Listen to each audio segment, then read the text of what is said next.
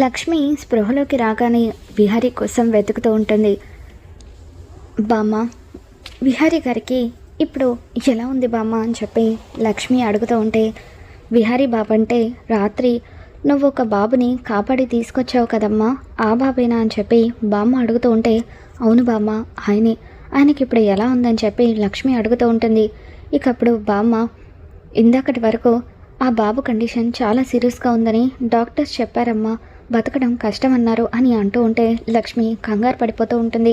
ఇప్పుడు కంగారు పడాల్సింది ఏం లేదమ్మా, ఇందాకే ఆ బాబు అలా అమ్మగారు నాతో మాట్లాడారు, ఆ బాబు ప్రాణాపాయ స్థితి నుండి బయటపడ్డారట అని చెప్పి అంటూ ఉంటే, బామ్మ నేను వెంటనే ఆయన్ని చూడాలి బామ్మ అని చెప్పి లక్ష్మి అంటూ ఉంటే, అమ్మ సిరి, ఈ పరిస్థితుల్లో నువ్వు అక్కడి వరకు రావడం మంచిది కాదమ్మా, నువ్వు ఇక్కడే ఉండు, నేను వెళ్ళి చూసొస్తాను అని చెప్పి బామ్మ విహారీ ఉన్న రూమ్ వైపు వస్తూ ఉంటుంది. ఇక అక్కడ రూమ్ దగ్గరికి రాగానే విహారీ, యమున వీళ్ళెవరూ కూడా కనిపించరు. అక్కడ బెడ్ మీద విహారీ కూడా లేకపోవడంతో అటువైపుగా వెళ్తున్న సిస్టర్తో, సిస్టర్ ఇందాకటి వరకు ఇక్కడ ఒక బాబు ఉండేవాడు కదా, ఆయన్ని ఎక్కడికి తీసుకువెళ్ళారు అని చెప్పి అంటూ ఉంటే, ఓ మీరు అడిగేది విహారీ గారి గురించా, ఇందాకే ఆయన డిశ్చార్జ్ అయ్యి హాస్పిటల్ నుండి వెళ్ళిపోయారు అని చెప్పి ఆ సిస్టర్ చెప్తూ ఉంటుంది. ఇక వెంటనే బామ్మ లక్ష్మి దగ్గరికి వస్తుంది. అమ్మ సిరి, ఆ బాబుకి ఇప్పుడు పర్వాలేదట, డిశ్చార్జ్ అయ్యి ఇంటికి వెళ్ళిపోయారట అని చెప్పి బామ్మ అంటూ ఉంటే, విహారీ గారిని ఒక్కసారి చూసుంటే బాగుండేది, భగవంతుడా ఆయన ఎక్కడున్నా సరే క్షేమంగా ఉండాలి, నిండు నూరేళ్ళు సంతోషంగా జీవించాలి అని చెప్పి అలా లక్ష్మి మనసులోనే విహారీ బాగుండాలని కోరుకుంటూ ఉంటుంది. ఇక ఇంతలో లక్ష్మికి పెయిన్స్ మొదలవుతూ ఉంటాయి.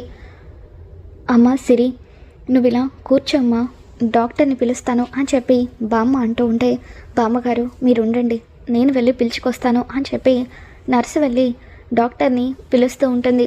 డాక్టర్, ఆ రూమ్లో ఉన్న పేషెంట్కి పెయిన్స్ మొదలయ్యాయి అని చెప్పి అంటూ ఉంటే, అవునా, నువ్వు వెళ్ళి డెలివరీకి మొత్తం కూడా రెడీ చేయి, నేను వస్తున్నానని చెప్పి డాక్టర్ వెంటనే పద్మాక్షి దగ్గరికి వస్తుంది. మేడం, లక్ష్మికి నొప్పులు మొదలయ్యాయి, కాసేపట్లో డెలివరీ అయిపోతుంది అని అంటూ ఉంటే, ఇక అప్పుడు పద్మాక్షి, అయితే త్వరగా డెలివరీ చేసేసి ఆ బిడ్డను తీసుకొచ్చి నాకు ఇవ్వండి డాక్టర్ అని పద్మాక్షి వెయిట్ చేస్తూ ఉంటుంది. సరే మేడం, నేను వెళ్తున్నాను అని చెప్పి డాక్టర్ లోపలికి వచ్చి లక్ష్మిని చెక్ చేస్తూ ఉంటుంది. బామ్మ బయటనే నిలబడి అటు ఇటు తిరుగుతూ ఉంటుంది. ఇదెవరు, ఈ లక్ష్మికి బిడ్డ పుడితే ఆ బిడ్డను తీసుకొచ్చేయచ్చు అనుకుంటే ఇదెవరో ఇక్కడే కాపలా కాస్తుంది, ఎలాగైనా సరే దీన్ని మాయ చేయాలి, ఎట్టి పరిస్థితుల్లోనూ ఆ బిడ్డను నేను ఎత్తుకెళ్ళానన్న విషయం ఎవరికీ తెలియకూడదు, ఆ బిడ్డ సహస్ర బిడ్డగానే పెరగాలి అని చెప్పి పద్మాక్షి ప్లాన్ చేసి ఒక నర్సుకి డబ్బులిచ్చి బామ్మను అక్కడి నుండి ఒక రూమ్లోకి రమ్మని చెప్పి ఆ రూమ్లోనే బామ్మను లాక్ చేయిస్తుంది. ఇప్పుడు ఈ ముసల్దానికి కూడా నేను బిడ్డను ఎత్తుకుపోయిన విషయం తెలీదు అని చెప్పి త్వరగా సహస్రకు డెలివరీ అయిపోతే బాగుండు, విహారీ గుడికి వెళ్ళాడు, తను వచ్చేలోగా ఆ బిడ్డ సహస్రకే పుట్టిందని అందరినీ నమ్మించాలి అని పద్మాక్షి అటు ఇటు తిరుగుతూ ఉంటుంది. మరోవైపు సుభాష్ అంబికకు ఫోన్ చేస్తాడు. అంబిక, ఈ హాస్పిటల్ వాళ్ళు చాలా స్ట్రిక్ట్గా ఉన్నారు, పుట్టబోయేది ఆడబిడ్డ మగబిడ్డ అని తెలుసుకోవడానికి ప్రయత్నించాను, ఎవరు కూడా చెప్పడం లేదు, కాబట్టి నేను ఒక ప్లాన్ చేశాను, పుట్టిన బిడ్డ ఎవరైనా సరే కిడ్నాప్ చేయించాలని డిసైడ్ అయిపోయాను, ఆ బిడ్డ ఎవరైనా సరే ఫ్యూచర్లో మనకి ప్రాబ్లం అవ్వచ్చు అని అంటూ ఉంటే, కనీసం ఈ పనైనా కరెక్ట్గా చేయి సుభాష్, ఆ విహారిని చంపిస్తానని అన్నావు, ఆ పని చేయలేకపోయావు, కనీసం ఇప్పుడు ఈ బిడ్డ విషయంలోనైనా కరెక్ట్గా చేయి అని అంబిక అంటూ ఉంటే, తప్పకుండా అంబిక, ఎట్టి పరిస్థితుల్లోనూ ఈసారి నా టార్గెట్ మిస్ అవ్వదా అని చెప్పి సుభాష్ అంటూ ఉంటాడు. మరోవైపు గుడిలో విహారీ పుట్టబోయే బిడ్డ క్షేమంగా భూమి మీదకు రావాలని చెప్పి శివయ్యకు అభిషేకం చేస్తూ ఉంటాడు. ఇక అలా 107 బిందెలతో అభిషేకం చేసిన తర్వాత విహారీకి చేతి నుండి రక్తం కారుతూ ఉంటుంది, తను అస్సలు నడవలేకపోతూ ఉంటాడు. ఇక అయినప్పటికీ తన శక్తిని అంతా కూడా కూడగట్టుకొని తనని కాపాడిన అమ్మాయికి పుట్టబోయే బిడ్డ, అలాగే సహస్రకు పుట్టబోయే బిడ్డ ఇద్దరు కూడా క్షేమంగా భూమి మీదకి రావాలని చెప్పి అలా శివయ్యను స్మరిస్తూ 108 బిందెలతో అభిషేకాన్ని పూర్తి చేస్తాడు. ఇక అలా శివయ్యకు 108 బిందెలతో ఎప్పుడైతే విహారీ అభిషేకం చేసి తన దీక్షను పూర్తి చేస్తాడో ఇక అప్పుడే లక్ష్మికి నొప్పులు మొదలయ్యి తను బిడ్డకు జన్మనిస్తూ ఉంటుంది. అమ్మ లక్ష్మి ఒక్కసారి పుష్ చేయి అయిపోతుంది అని డాక్టర్ అంటూ ఉంటారు. ఇక ఒక్కసారిగా అలా లక్ష్మికి బిడ్డ పుట్టడంతో ఆడపిల్ల పుట్టింది, మహాలక్ష్మి పుట్టింది అని చెప్పి డాక్టర్ అంటూ ఉంటారు. లక్ష్మి స్పృహ కోల్పోతుంది. ఇక వెంటనే పద్మాక్షికి ఆ బిడ్డను డాక్టర్ అందజేస్తూ ఉంటుంది. పద్మాక్షి బిడ్డను తీసుకొని హడావిడిగా వెళ్తూ ఉంటే ఇక ఇంతలో సుభాష్ కుట్ర ప్రకారం ఒక ఆవిడ అక్కడికి వచ్చి పద్మాక్షి చేతిలో ఉన్న బిడ్డను లాక్కొని అక్కడి నుండి పారిపోతుంది. ఏయ్ ఎవరు నువ్వు, బిడ్డను నాకు ఇవ్వు అని చెప్పి పద్మాక్షి కొంత దూరం పరిగెడుతూ ఇక అలా ఎక్కువ దూరం పరిగెత్తలేక ఆయాసపడుతూ అక్కడే నిలబడిపోతుంది. అసలు ఎవరై ఉంటారు వాళ్ళు, ఎందుకు బిడ్డను ఎత్తుకెళ్లారు? ఇప్పుడు సహస్రకు పుట్టబోయే బిడ్డ గురించి అడిగితే నేనేం సమాధానం చెప్పాలని చెప్పి పద్మాక్షి టెన్షన్ పడిపోతూ ఉంటుంది. మేడం ఏమైంది మేడం అని చెప్పి డాక్టర్ అడుగుతూ ఉంటారు. ఎవరో నా చేతిలో ఉన్న బిడ్డను లాక్కుపోయారు. ఇప్పుడు ఏం చేద్దామని పద్మాక్షి సీసీటీవీ ఫుటేజ్ని చెక్ చేద్దామా, వాళ్ళెవరో పట్టుకుందామా అని అంటూ ఉంటే ఇప్పుడు సీసీటీవీ ఫుటేజ్ని చెక్ చేస్తే అందులో మీరు లక్ష్మి బిడ్డను తీసుకొచ్చిన విషయం కూడా రికార్డ్ అవుతుంది. కాబట్టి పోలీసులను కూడా ఈ విషయం గురించి మనము అప్రోచ్ అవ్వలేము, మా హాస్పిటల్కి కూడా బ్యాడ్ నేమ్ వస్తుంది అని చెప్పి డాక్టర్ అంటూ ఉంటారు. మరి ఇప్పుడు ఏం చేద్దామంటారు అని పద్మాక్షి అంటూ ఉంటే నేను మాత్రం ఏం చెప్పగలను మేడం, మీరు డబ్బు ఆశ చూపించారని చెప్పి పాపం అని తెలిసినా కూడా నేను లక్ష్మికి పుట్టబోయే బిడ్డను మీ చేతుల్లో పెట్టాను, అప్పుడు మీరే కదా జాగ్రత్తగా ఉండాల్సింది అని చెప్పి అంటూ ఉంటే ఇంతలో నర్స్ వచ్చి మేడం లక్ష్మి స్పృహలోకి వచ్చింది మేడం, తనకి మళ్ళీ పెయిన్స్ మొదలయ్యాయి అని అంటూ ఉంటే అదేంటి డెలివరీ పూర్తయింది కదా మళ్ళీ పెయిన్స్ రావడం ఏంటి అని చెప్పి ఇకప్పుడు డాక్టర్ పరుగున వెళ్ళి లక్ష్మిని చెక్ చేస్తుంది.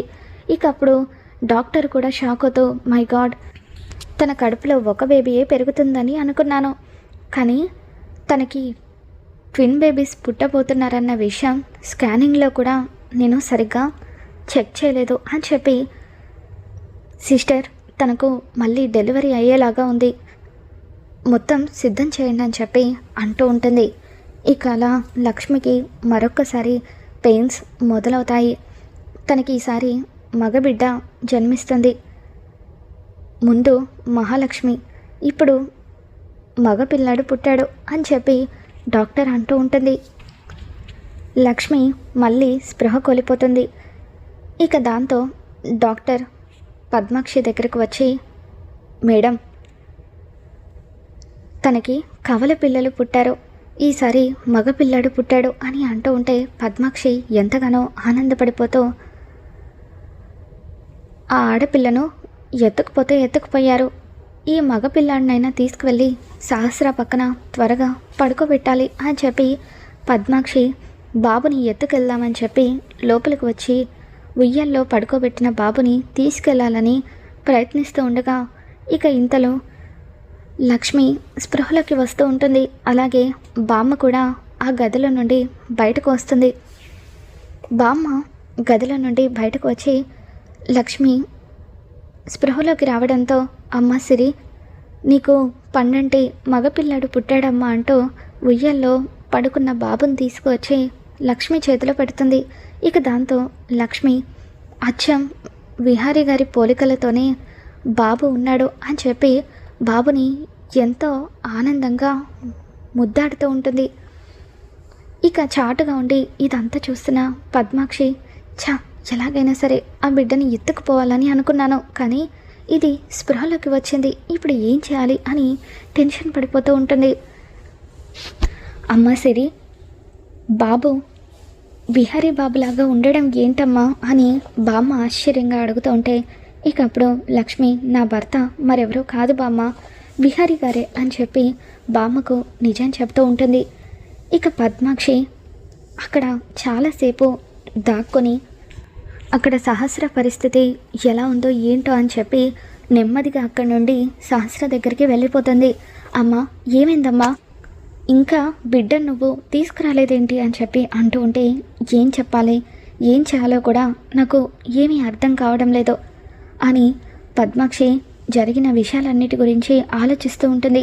మరోవైపు అచ్చం విహారీ పోలికలతో పుట్టిన మగబిడ్డను లక్ష్మి ఎత్తుకొని ముద్దాడుతూ ఉంటే, పద్మాక్షి చేతిలో ఉన్న బిడ్డను కిడ్నాప్ చేసి ఒక లేడీ అలా పరిగెడుతూ గుడిమెట్ల దగ్గర ఆ పాపను వదిలేయటంతో అప్పుడే గుళ్ళ నుండి బయటకు వస్తున్న విహారీ ఏడుస్తున్న ఆ పాపను ఎత్తుకొని ముద్దాడుతూ ఉంటాడు.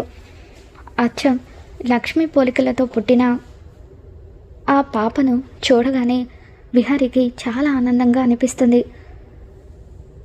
లక్ష్మి తనకి దూరమైనప్పుడు కలిగిన బాధ అంతా పాప తన దగ్గరికి చేరుకోగానే ఒక్కసారిగా తీసేసినట్టుగా అనిపిస్తూ ఉంటుంది. ఇక ఆ విధంగా మొత్తానికి లక్ష్మికైతే కవల పిల్లలు జన్మిస్తారు. పాప విహారీ దగ్గర పెరుగుతూ ఉంటే బాబు లక్ష్మి దగ్గర పెరుగుతూ ఉంటాడు. మరి రాబోతున్న ఎపిసోడ్లో ఏం జరగబోతుందో మళ్ళీ మన ఛానల్లో తెలుసుకుందాం. ఈ వీడియో మీకు నచ్చినట్లయితే తప్పకుండా లైక్ చేయండి.